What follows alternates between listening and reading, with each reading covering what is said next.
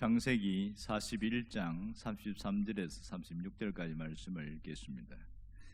이제 바로께서는 명철하고 지혜 있는 사람을 택하여 애굽 땅을 다스리게 하시고, 바로께서는 또 이같이 행하사 나라 안에 감독관을 두어 7해 풍년에 애굽 땅의 5분의 1을 거두되 그들로 장차올 풍년의 모든 곡물을 거두고 그 곡물을 바로의 손에 돌려 양식을 위하여 각 성읍에 쌓아 두게 하소서.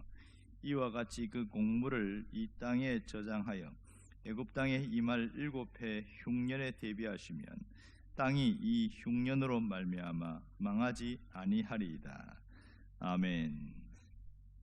이제 바로가 꿈을 해석하기를 위해서 요셉을 불렀습니다.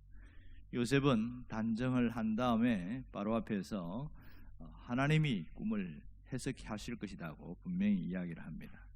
그리고 꿈에 대해서 정확하게 7년 풍년과 7년 흉년이 있을 겁니다. 이렇게 해석을 했습니다. 자, 바로가 요구한 것은 꿈에 대한 해석이었습니다. 그런데 이 요셉은 바로의 꿈의 해석을 넘어서서 그 다음 이야기를 합니다. 그게 뭐냐면 대비책을 말합니다. 보통 사람 같으면 뭔가 요구하면 그 요구한 것만 들어주고 그냥 그 이상의 것을 하지 않습니다. 그런데 오늘 여기서는 요셉이 더 그 다음 얘기까지 하고 있습니다. 그래서 3절에 보면 바로께서 명철하고 지혜 있는 사람을 택하여 애굽 땅을 다스리게 하십시오, 이렇게 이야기합니다. 왜 요구하지도 않는 것까지 더 이야기를 하는가 하는 것이 의문점입니다. 도대체 무슨 생각으로 이렇게 대안책까지 내놓은 것인가? 혹시 그것이 틀리면 어떻게 하겠다는 겁니까?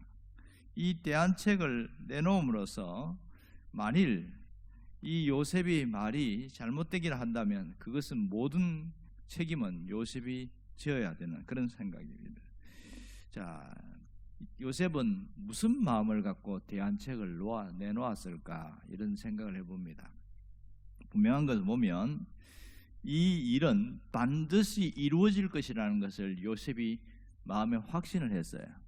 이렇게 내버려 두게 되면 혹시 대안책을 제시 않으면 애굽이 7년 흉년으로 엄청난 위기를 겪을 수 있겠다, 그런 생각을 하게 되어진 것이죠. 그래서 요셉의 관심은 7년 풍년에 있는 것이 아니라 7년 흉년에 있었습니다. 앞으로 풍년과 흉년이 겹쳐서 이렇게 올 텐데 7년 흉년을 제대로 준비하지 않으면 이전의 풍년은 오히려 아무런 의미가 없다, 그것을 알았기 때문입니다.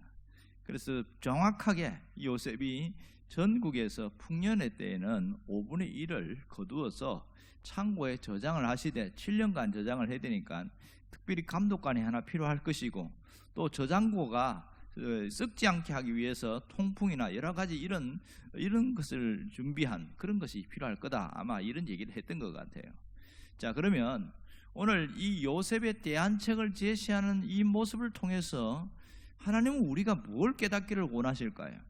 이건 분명한 것은 우리에게 앞으로 닥칠 어려움이 오기 전에 미리 대안을 마련하고 준비를 하라는 거죠. 평안의 때에는 고난의 때를 준비하는 시간이다, 하나님이 그것을 알려주고 있습니다. 눈앞에 뭔가 내가 가진 것이 있을 때 앞으로 뭔가가 빠져나갈 때를 준비해야 되고, 건강이 있을 때에 굉장히 어려움을 당할 때를 준비해놔야 극복해 나가고 넘어갈 수 있다, 이것을 얘기하고 있습니다. 그러면 어떻게 대비하라는 것입니까? 모든 것을 지금 현재를 위해서만 쓰지 말라는 거예요. 현재 뭔가 이것이 영원히 될 것처럼 착각하고 그렇게 살지 말라는 거죠. 많은 잘못된 사람들은 돈이 생기면 카드로 끌고 쇼핑하고 뭐 하고 싶은 대로 다 합니다. 그런데 이것이 그대로 남아있지 않거든요. 어느 순간 바닥이 나면 완전히 밑바닥 인생을 살아가는 그런 어리석은 사람들을 종종 보게 되어집니다. 미래에 대한 준비가 없으면 닥칠 재앙에 대한 어떤 어려움, 그것이 없으면 엄청난 어려움을 당한다, 이 얘기를 하는 것이고요. 또 하나는 우리가 하나님 앞에서 교만하지 않고 언제나 겸손한 마음으로 생활하라는 거예요. 지금 이 요셉이 강조하는 건 뭐냐면 7년 풍년은 어마어마한 그것이 축복인 줄 알고 있는데 축복이 아니고 유혹이고 시험이다, 이렇게 얘기를 하는 거예요. 왜냐하면 7년 풍년 하루 이틀도 아니고 7해 동안 풍년이 오니까 와, 이제는 막 우리 애굽에 어마어마한 복이 임했구나, 그렇게 생각은 큰 꼬 다친다는 거예요. 왜냐하면 그 다음 7년 흉년이 기다리고 있다는 겁니다. 눈앞에 7년 후에 있을 흉년을 끌고 와서 풍년의 딸을 살아가야 된다는 겁니다. 이 점이 대단히 중요하다는 것이죠. 여러분, 우리가 평안의 때에 불안하고 어려움 당할 그것을 끌고 와서 미리 준비하고 살아가는 사람은 아주 지혜롭고 슬기롭게 그것을 넘어갈 수 있다는 사실입니다. 또 하나는 언제나 고난의 때를 준비하면서 대비하며 살아라, 이 뜻이죠. 우리가 한평생 평탄한 삶을 살아갈 수는 없습니다. 그렇게 살아가는 사람은 아무도 없고요. 언제나 고난의 때가 오고 고통의 시기가 옵니다. 그때에 잘 준비하는 게 중요합니다. 제가 어떤 분이 보낸 글을 읽고 깜짝 놀랐는데 한 가장인데 나이가 한 70이 넘었어요. 한참 넘으셨는데 이분이 그만 췌장암에 걸렸어요. 그러고 나서 의사가 6개월 정도 살 수 있습니다. 이러니까 이분이 한참 하늘을 바라보면서 아무 말이 없더니 담담한 마음으로 내가 수술을 받겠다고 이렇게 하고 수술을 하고 또 항암주 이렇게 여러 가지 방사선 치료도 하고 하는데, 이분이 잘한 게 뭐냐면 그때 이제 자식들을 다 불러놓고 한 사람 한 사람 자기가 이제 마무리를 하는 거예요. 그래서 그 글에는 뭐라고 그러냐면, 사람이 결혼 준비도 하고 혼수 준비도 하고 또 뭐 취직 준비도 하고 뭔가 새로운 시작을 해서 준비를 하는데 이 사람이 잘한 건 뭐냐? 죽을 준비를 했다, 이런 겁니다. 마지막에 돌아가시고 난 이후에 자식들이 한 얘기가 우리 아버지는 정말 잘 살다 가셨다, 이렇게 이야기합니다. 정말 죽음이 임박했을 때 1인실로 옮겼는데요, 이때 이분이 자기 아들, 딸, 손주 한 사람 한 사람 이름을 불러가면서 마지막 임종 영상 편지를 보내고 이렇게 하면서 준비를 했어요.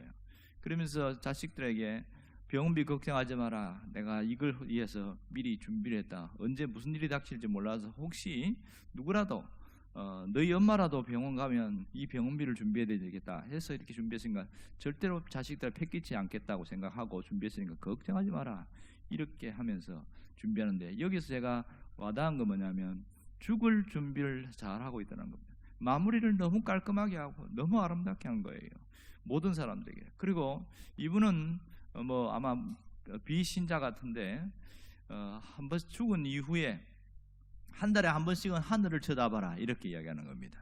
내가 하늘에서 너희를 위해서 기도하겠다. 힘들고 어려울 때에 하늘을 쳐다보고 아버지를 기억하라, 그리고 다시 일어나라, 이렇게 마무리를 하고 이렇게 결국은 이제 돌아가시는데, 야, 정말 진짜 마무리를 너무 잘하셨다. 그 자식들이 마지막까지 여운이 굉장히 오래 남는 거예요. 마무리까지 이렇게 대비를 잘하고 하는 사람을 처음 봤거든요. 우리가 늘 살아가면서 미래에 대한 준비를 한다고 하면서 기껏 준비하는 건 돈 준비하는 거 외에는 하는 게 없어요.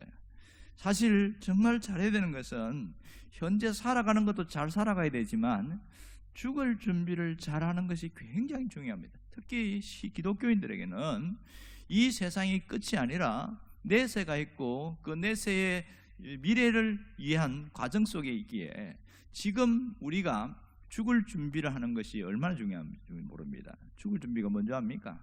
오늘이 마지막 날인 것처럼 그렇게 살아가는 게 죽을 준비입니다. 이 하루하루가 하나님이 내게 주신 귀한 날이고 값진 날이고 소중한 날인 것을 기억하고 아무렇게나 살아가지 않는 거예요. 내가 하나님 앞에 올 날이 얼마 남지 않았다고 생각하고 하나님이 뭘 기뻐하실까? 어떻게 하면 하나님이 마음에 흡족하실까? 그것을 생각하면서 살아가는 거죠. 그래서 되도록이면 하나님이 좋아하는 것을 하려고 하는 것, 이것이 죽을 준비를 잘하는 거예요. 그리고 사람들과에서 등을 지지 않고 부모 자식 간에 또 형제 간에 원수 지지 않고 마음을 다 풀고 가는 것, 이게 죽을 준비 잘하는 거죠. 우리는 사실 올 때는 순서가 있지만 갈 때는 순서가 없는 건 사실입니다.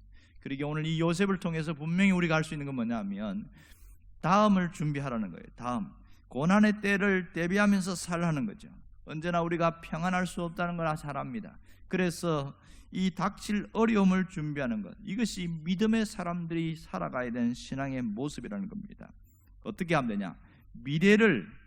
미래가 현재를 통제하게끔 해야 되는, 미래가 어려운 표현이긴 합니다만은 7년 흉년의 때가를 위해서 풍년의 때를 준비하면서 사는 것, 요셉이 했던 말입니다. 미래가 현재를 통제하도록 살아가는 것, 그러면 아무렇게나 살지 않습니다. 아무렇게나. 언제나 하나님께서는 우리에게 요구하는 게 뭘까요?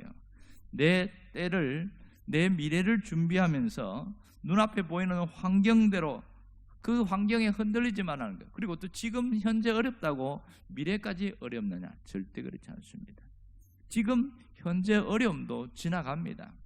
항상 문제가 되는 것은 문제가 해결됐을 때가 항상 위험한 순간입니다. 사람이요, 문제가 해결되면 기도하던 사람 기도 안 합니다. 예배 잘 나오던 사람 예배도 잘 안 나옵니다. 신앙생활 잘 하던 사람 잘 안 합니다. 왜 그런지 압니까? 어려운 때에만 하나님께 매달리기 때문입니다.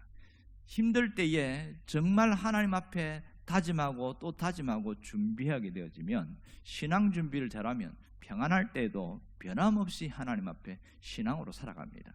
이런 사람이 하나님의 복을 받게 되겠지요. 오늘 요셉이 마지막 했던 말을 잘 귀담아 들어야 됩니다. 그게 뭐냐면 바로 앞에 뭐라고 그러냐면 5분의 1을 저장하십시오, 이런 얘기를 하고 있어요. 5분의 1을 저장하라. 무슨 얘기입니까? 내일을 위한 준비를 해야 됩니다. 이것은 오늘 우리에게 해당되는 말입니다. 내일을 위한 준비, 쌓고 저장하고 흉년의 때를 대비하는 것이 지금 우리가 해야 될 일입니다. 지금 어려움을 당한 사람도 있고 어려움 당하지 않은 사람도 있지만 동일한 것은 지금 때를 잘 넘기는 것도 중요하지만 앞으로의 그 때를 준비해가며 살아가는 것이 대단히 중요한 사실을 잊지 않기를 원합니다. 기도하겠습니다. 우리 가운데 주님이 도우시고 역사하심을 믿습니다. 평안할 때에는 고난의 때를 잊어버리고 살아가는 우리의 현실입니다. 우리가 고난의 때를 대비하며 살아가는 지혜로운 사람이 되게 하여 주시옵소서. 예수님의 이름으로 기도합니다. 아멘.